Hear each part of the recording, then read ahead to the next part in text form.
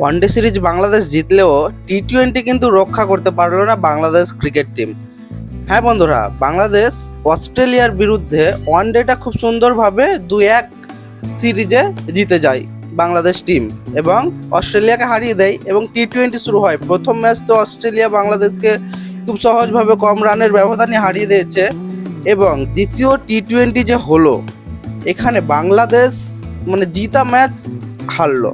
হ্যাঁ বন্ধুরা, Australia bat করতে নেমে 196 রানের বড় টার্গেট দেয় বাংলাদেশ টিমকে। সেখানে অস্ট্রেলিয়ার যেই ওপেনিং ব্যাটসম্যান ওরা কিন্তু খুব একটা ভালো কিছু করতে পারেনি। জস ইংলিশ বলো বা মিচেল মার্শ বলো বা আরও যে প্লেয়ার আছে সেগুলো, এবং তারপরে ম্যাট রেনসো, সে কিন্তু দুর্দান্ত একটা ইনিংস খেলে একটা অস্ট্রেলিয়াকে পাহাড় সমান রানে পৌঁছে দেয় এবং 196 রানের টার্গেট দেয় বাংলাদেশ টিমকে এবং সেই 196 রান চেস করতে নেমে বাংলাদেশ টিম হতাশাজনক পারফর্ম করে বাংলাদেশকে হারিয়ে দিল।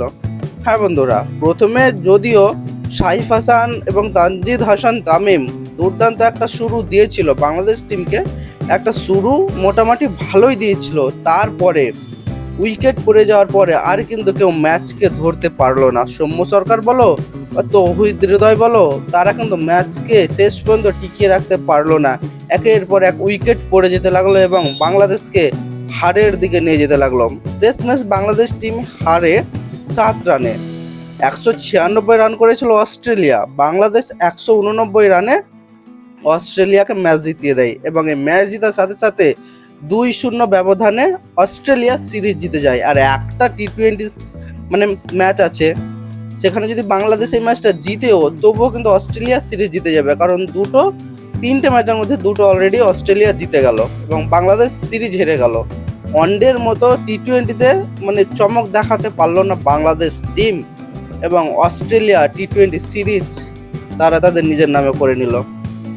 আমরা চাইছিলাম ওয়ানডের মতো টি-20 সিরিজে যাতে বাংলাদেশ জিতে এবং ওয়ানডেতে যেমন চমক দেখিয়েছিল খেলার এবং অস্ট্রেলিয়ার মতন বড় টিমকে হারিয়েছিল, এই টি-20তেও যাতে অস্ট্রেলিয়াকে হারিয়ে দেয়, কিন্তু সেইটা আর দেখা হলো না। আশা রাখছি পরবর্তীতে বাংলাদেশ ভালো খেলবে এবং এইরকম বড় টিমকে টি-20 ম্যাচেও হারাবে।